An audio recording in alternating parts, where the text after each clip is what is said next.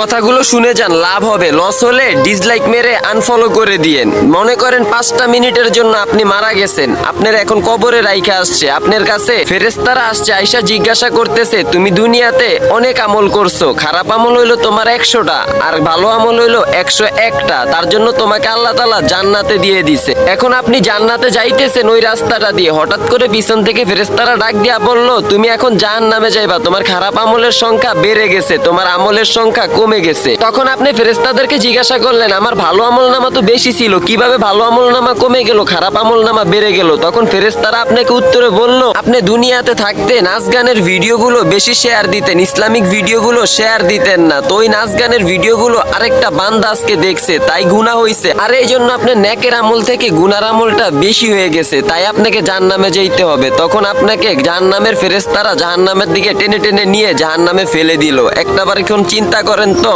আপনি এই যে এখন ইসলামিক ভিডিওটা দেখলেন, এত শিক্ষণীয় বিষয়গুলো বললাম, তারপর ওই ভিডিওটাতে একটা লাইক না দিয়া চলে যাবেন। ভাই দুনিয়াতে এমন কিছু করেন ভিডিওর মাধ্যমেও জান্নাত পাওয়া যায়। ইসলামিক ভিডিওগুলো সাপোর্ট করেন, নাচ গানের ভিডিওগুলো সাপোর্ট করে আরেকটা মানুষকে দেখার জন্য সুযোগ করে দিয়েন না ভাই।